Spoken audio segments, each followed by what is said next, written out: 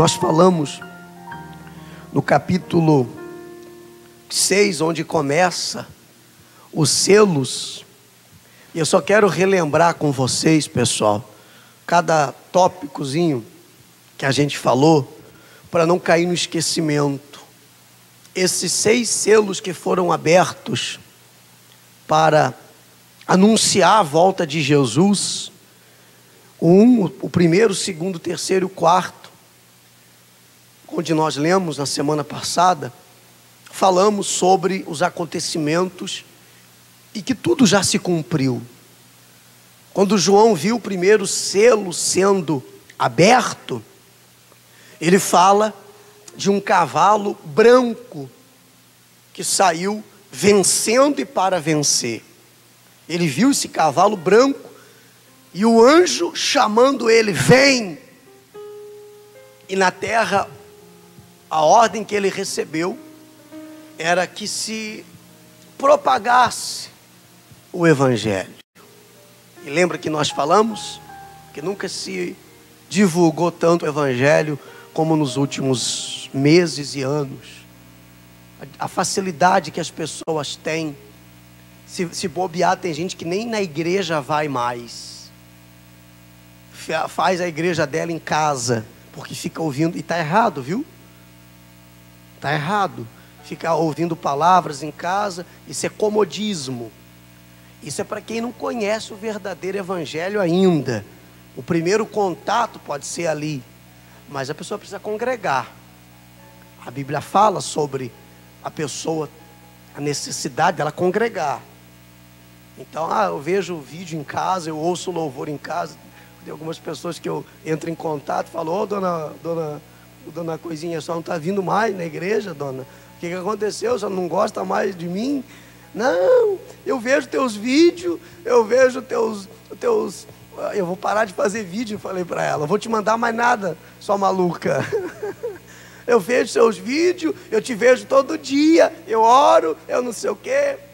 Então, se por um lado facilita, por outro lado as pessoas se acomodam. Mas claro que quem é nascido de Deus sente essa necessidade de vir à igreja, de congregar. Não fica em casa vendo vídeos, porque não é a mesma coisa. Você tem que estar na casa do Pai, pelo menos 2, 3 vezes na semana. Vem fortalecer sua fé, porque os dias são maus, e se você não fortalecer, você acaba perdendo a visão das coisas de Deus, e aí você sai da presença dele. Então, o primeiro selo que foi aberto é a propagação do evangelho, e então, esse cavaleiro com seu cavalo branco já chegou. Agora, o segundo que nós falávamos sobre o cavalo vermelho, que representa o sangue derramado, que representa a grande facilidade das pessoas derramarem sangue.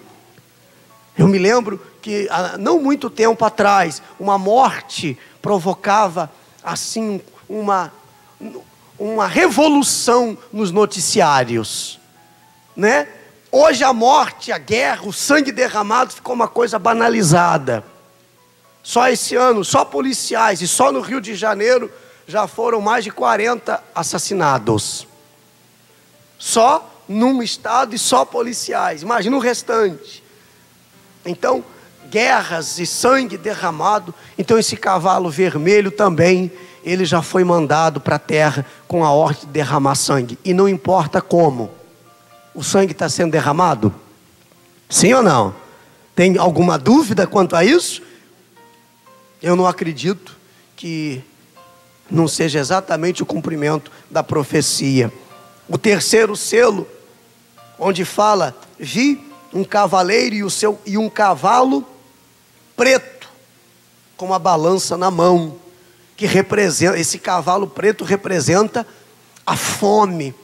O preço das coisas é exagerado. As pessoas ganhando a mesma coisa, mas se pagando um absurdo por aquilo que se compram. A desigualdade na distribuição da renda. Então, quando se fala que representa fome, a gente pode abrir um leque. Nós vemos a dificuldade que as pessoas têm para um pai de família, por exemplo, para manter uma família, para dar o sustento necessário a seus filhos. Então, mais um selo aberto, mais uma profecia cumprida. E eu falei quarta-feira para as pessoas, na Bíblia fala que João ouvia esse cavaleiro dizendo: ouvi como a voz do meio dos seres viventes, uma medida de trigo por um denário. Sabe o que é um denário? Um dia de trabalho. Um denário, um dia de trabalho. As pessoas pagando uma medida de trigo por um denário, comprando uma medida de trigo por um denário, trabalhando um dia inteiro para comprar um pacote de farinha, por exemplo. E eu me lembrei de quando a gente para abastecer, que há muito pouco tempo atrás a gente punha gasolina por 99 centavos o litro. Não aumentou o salário, mas hoje a gente paga R$4. É mentira ou é verdade? E é um produto nosso, gerado aqui, que sai do solo brasileiro. Não está comprando nada importado. E lá, em outros países que leva daqui para lá, paga-se R$2. No Paraguai, por exemplo, países aqui, divisa com o Brasil. Então você veja a desigualdade. E aí as pessoas dizem assim: vamos votar em quem para mudar isso, pastor? Engano seu se pensar assim, isso é bíblico. Ninguém vai mudar esse cenário. Isto é sinal da volta de Jesus. Ninguém pode mudar o que está escrito ali. Esse cavalo preto e o seu cavaleiro já foram enviados à terra com essa ordem. Então essa desigualdade já é bíblica. Não há quem vá mudar esse cenário. Se colocar qualquer que seja lá, vai administrar como está, melhorar algumas coisas e piorar outras. Esse cenário, o que nós estamos vivendo, são os últimos dias. Já não há nada que se possa fazer. E na mão desse cavaleiro uma balança, que faz a gente lembrar de justiça, que faz a gente lembrar de injustiça também. E quanta injustiça social nós vemos. Fomos no asilo ontem. O Brasil é um país que mais desperdiça alimento, que mais joga alimento no lixo. E a gente vê ali o pessoal, inclusive muitos que pagam para estar ali, os familiares pagam para os velhinhos estarem ali, vivendo de forma subhumana. E não é culpa dos cuidadores, daqueles que estão ali. Na verdade, eles são só mais uma vítima. Compreende sim ou não, pessoal? Depois nós falamos do quarto selo, que também já se cumpriu. Ele diz: olhei e vi um cavalo amarelo e seu cavaleiro, sendo este chamado Morte. O inferno estava seguindo, e foi-lhes dada autoridade sobre quarta parte da terra, e sobre a terra, para matar a espada pela fome, com a mortandade por meio das feras da terra. Ou seja, as pestes, as doenças, amarelo, que representa a cor das enfermidades, a cor das doenças. E quantas, a cada dia, a cada semana, a gente vê falar de uma doença nova, de peste. Seres humanos morrendo com a gripe do frango, do porco. Não é? Bactéria não sei da onde. Pessoas acamadas, pessoas doentes, pessoas que os médicos não descobrem as causas daquela doença. Gasta-se tudo o que tem com remédio e morre. Sofre bastante, aí morre. Então esse cavaleiro recebeu essa ordem de espalhar a desgraça através das pestes, das doenças, das enfermidades, por todos os lados. Aí nós vamos para o quinto agora, onde nós paramos na semana passada. Até aqui tudo certo? Até aqui tudo bem? Dúvida não? Maravilha. Então vamos lá, versículo 9 diz assim: quando ele abriu o quinto selo, vi debaixo do altar as almas daqueles que tinham sido mortos por causa da palavra de Deus e por causa do testemunho que sustentavam, clamaram em grande voz, dizendo: até quando, ó soberano Senhor, santo e verdadeiro, não julgas nem vingas o nosso sangue dos que habitam sobre a terra? Então a cada um deles foi dada uma vestidura branca, e lhes disseram que repousassem ainda por pouco tempo, até que também se completasse o número dos seus conservos e seus irmãos, que iam ser mortos como igualmente eles foram. O que é esse quinto selo? Quem são estas almas clamando, pedindo justiça? João disse que viu estas almas debaixo do altar, viu estas pessoas debaixo do altar clamando. Esse selo simboliza o que? Representa o que? Já aconteceu isso? Vai acontecer? Já aconteceu. E representa a perseguição à igreja. As pessoas que clamam debaixo do altar são aquelas que foram mortas por causa da fé que elas professaram em Jesus Cristo. Que desde o início, desde a antiga Roma, onde as pessoas eram colocadas nas guilhotinas, outras eram serradas ao meio, outras eram jogadas nas arenas com os leões famintos, enquanto que o imperador e a sua família assistia os leões despedaçando os cristãos, determinando que eles negassem a fé. Estas almas clamando, pedindo justiça, são aquelas que morrem todo dia. Só em 2017, só para você ter uma ideia, foram mortas 3.066 pessoas, isso anunciadas, que chegou conhecimento dos números, das pesquisas, 3.066 pessoas, porque professaram a fé no Senhor Jesus. Assassinadas, 786 igrejas foram destruídas, incendiadas. E a gente precisa atentar para esses números. Nós não vemos isso aqui na nossa cidade, por exemplo, mas existem pessoas, aqueles 22 missionários que foram colocados ao vivo pelo Estado Islâmico, onde formaram uma fila, dobraram os joelhos com um fuzil na nuca, ao vivo. O Estado Islâmico divulgou isso para o mundo inteiro, porque eles foram enviados lá, são 22 missionários para pregar o Evangelho. Se eles negassem a sua fé e professassem a religião deles, certamente não teriam sido assassinados. Mas os 22 foram mortos ali, com um tiro, na hora, professando a fé no Senhor Jesus.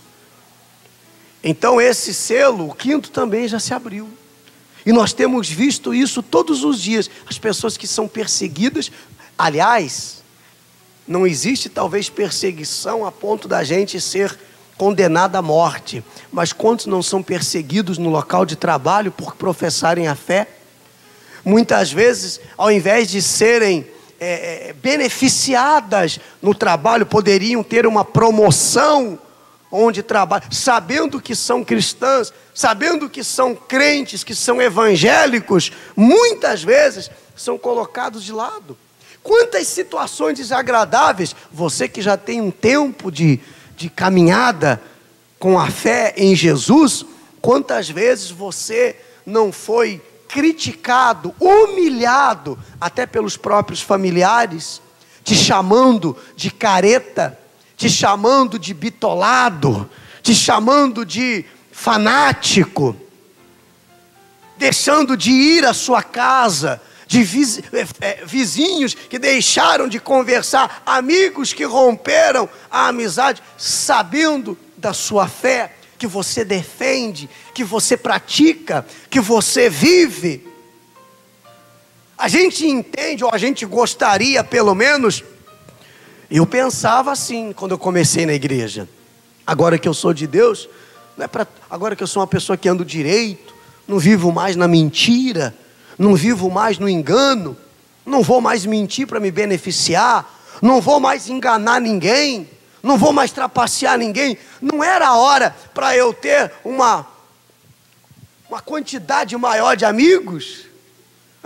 Não era agora a hora dos meus familiares, parentes e amigos e conhecidos me aprovarem? Só que não é bem assim. É o contrário. Eu pensava, eu tive por surpresa, quando eu me converti, e todos os meus amigos começaram a se afastar, porque a gente já não compartilhava mais dos mesmos assuntos, a gente não compartilhava mais dos mesmos lugares. Então essa perseguição acontece no individual também, não só a igreja num todo.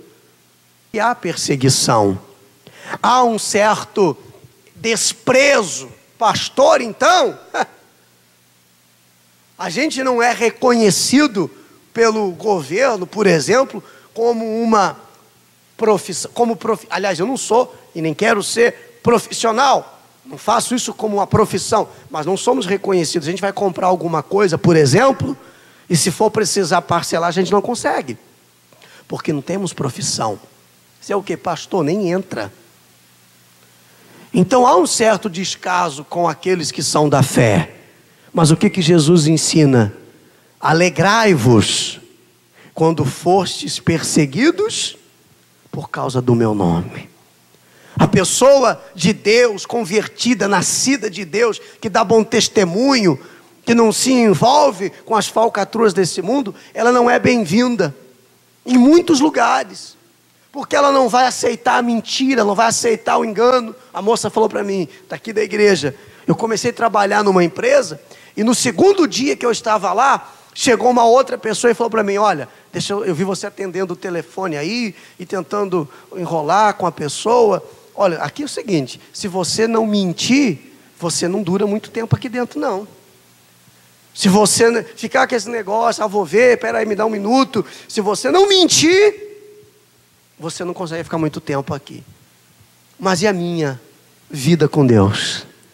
E a minha comunhão com Deus? Então há esse desprezo por parte daqueles que são da fé. Não somos bem-vindos, porque se a gente vê a coisa errada, ainda que a gente não quer mudar o mundo, mas a gente não vai fazer junto com aqueles que estão fazendo. O certo vai ser sempre certo, ainda que ninguém faça. E o errado vai ser sempre o errado, ainda que todos estejam fazendo. Então o quinto selo, que é a perseguição à igreja, está mais do que claro, de que realmente já se está se cumprindo. Amém? Vamos no versículo 12. Agora vem a parte X de toda a nossa pregação. É neste selo, no meu entendimento, que Jesus volta. É exatamente aqui que o Senhor Jesus, Ele volta. Então preste bastante atenção no que nós vamos ler. Abra bem os teus ouvidos. Vi quando o Cordeiro abriu o sexto selo, e sobreveio grande terremoto. O sol se tornou negro, como saco de crina, a lua toda como sangue. Sinais assim, inclusive nós já vimos com os nossos próprios olhos. Você viu a lua toda vermelha alguns dias atrás ou não? Quem viu? Sinais.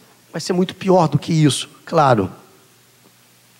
As estrelas do céu caíram pela terra, como a figueira quando abalada por vento forte, deixa cair os seus figos verdes. E o céu recolheu-se como um pergaminho quando se enrola. Então todos os montes e ilhas foram movidos do seu lugar. Imagina você, todos os montes e ilhas, como que um terremoto generalizado, aonde tudo se move do seu lugar, até as ilhas, muda-se de lugar. E os reis da terra, os grandes, os comandantes, os ricos, os poderosos, e todo escravo, e todo livre, se esconderam nas cavernas e nos penhascos dos montes. E disseram aos montes e os rochedos: caí sobre nós e escondei-nos da face daquele que se assenta no trono e da ira do Cordeiro. Porque chegou o grande dia da ira deles. Se vivemos em dias ou em tempo de misericórdia da parte de Deus, nós vamos vivenciar o dia da ira de Deus. Você imagina alguém que tomou todas as águas dos rios e oceanos na concha da sua mão, irado? Alguém que mede os céus a palmos, irado? Você consegue imaginar alguém que para olhar para o céu precisa se inclinar, irado? Pois o dia da ira de Deus vai chegar. E todos aqueles que aqui estiverem irão passar por esse momento. O sexto e o sétimo selo estão juntos. Por isso, quando a gente acabar de ler o sétimo, você vai entender perfeitamente. Diz assim, no capítulo 7. Depois disto, vi 4 anjos em pé, nos 4 cantos da terra, conservando seguros 4 ventos da terra, para que nenhum vento soprasse sobre a terra, nem sobre o mar, nem sobre árvore alguma. Quando ele fala sobre os 4 anjos sustentando o vento, sabe o que veio aqui agora no meu coração? Lembra que nós já falamos que na volta de Jesus, o Espírito Santo, ele vai ser retirado da terra. Quando João teve esta visão, esses 4 anjos mantendo, segurando este vento para que ele não mais soprasse sobre a terra. E eu não tinha tido esta revelação quando li nas outras vezes, mas agora sim. Para que a partir então desse momento, o Espírito Santo não mais agisse no nosso meio. Quem está salvo vai subir. Quem não está salvo vai ficar. É o Espírito Santo que convence que a pessoa tem que largar o pecado. Porque se for o pastor que convenceu, ela larga, mas ela volta a fazer. Ela não larga, para. O pastor prega, ela fica com medo, ela para 2 dias, 3 dias, quando sai da igreja volta de novo a cometer. Quando é o Espírito Santo que convence, quando ela deixa o Espírito Santo convencer, ela abandona. Ela começa a sentir nojo. Então, se é o Espírito Santo que convence do pecado para a pessoa mudar, para a pessoa nascer de novo, e ele não estiver mais atuando no nosso meio, ele não estiver mais agindo no nosso meio, os convertidos são resultados da ação de quem? Você só se converteu devido à ação do Espírito Santo em sua vida.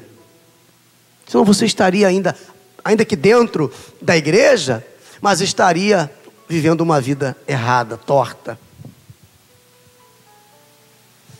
Uma vida de engano ainda. Quem está entendendo até aqui? Esses 4 anjos retendo para que o vento não mais soprasse. Está passando mal a senhora ali, ajuda ali uma obreira, por favor. Obreira, ajuda ela ali, pode deixar, dona. Olhe para cá, pessoal. Para que o vento não mais soprasse sobre a terra. Aí diz assim,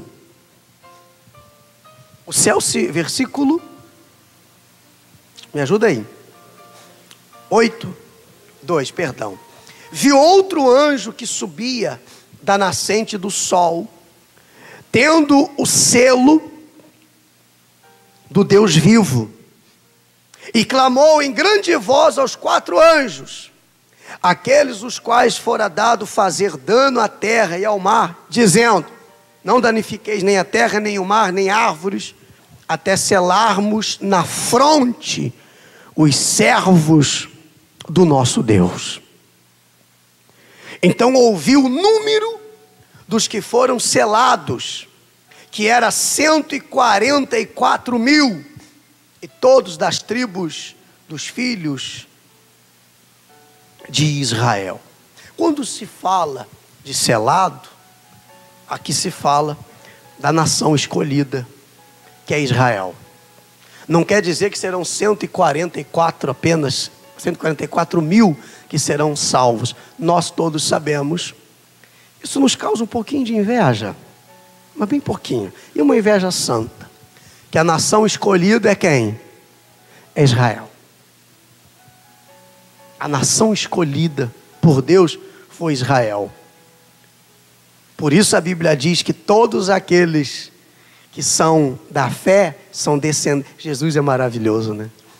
Porque Jesus nos dá o privilégio de, por causa da fé na palavra dele, nos tornamos então descendentes de quem? De Israel. Jesus, de certa forma, deu um jeito e incluiu-nos nessa descendência. Então, quando se fala desses números, a gente sabe que são aqueles da nação escolhida. Mas aqueles que aceitaram Jesus como seu único Senhor e seu Salvador, neste momento, estarão subindo com Ele para a glória. Nenhum destes que aceitaram Jesus vão permanecer. Até porque, eu tenho só um versículo para eu ler para você. No versículo 9, quando diz a visão dos glorificados: depois destas coisas vi, e eis grande multidão, que ninguém podia enumerar, de todas as nações, tribos, povos e línguas, em pé, diante do trono e diante do Cordeiro, vestidos de vestiduras o quê? Então, se fossem 144.000 salvos, eram 144.000. Aqui ele diz uma multidão tão numerosa que era impossível de quê? De contar. E eu vou estar no meio dessa multidão numerosa. Quem vai estar? Olha lá, hein? Certeza? Ele viu já. Então nós acreditamos agora com convicção, cremos que no 6º selo Jesus volta. No 6º selo, na abertura do 6º selo, Jesus volta. E a igreja sobe. Vai haver algo, como nós até cantamos nessa canção, vai abalar todo o planeta. Porque você imagina, o piloto salvo vai ser arrebatado. E os que estiverem dentro, se não estiverem salvos, queda livre. Então vai abalar muitas coisas, ao ponto dos poderosos, como nós lemos ali, correrem para os penhascos, para as montanhas, desejando que os montes caiam sobre eles, para se esconderem da ira do Todo-Poderoso e do seu Cordeiro, do seu Filho. A ira contra aqueles que deixaram ser vencidos pelos seus pecados, sabendo que tinham todo o privilégio, digamos assim, de alcançar a salvação, a maior dádiva de Deus ao ser humano. Vocês entenderam? Sim ou não, pessoal? Mas aí eu tenho no capítulo 8 o 7º selo. Eu queria que você visse comigo. Aqui Nós já entendemos então, no sexto, Jesus volta e a igreja sobe. Ele já viu numerosa multidão diante do trono, com vestiduras o quê? Brancas. O mar entregou os seus mortos, e enfim. Aí diz a Bíblia, quando o Cordeiro abriu o sétimo selo, houve silêncio no céu, cerca de meia hora.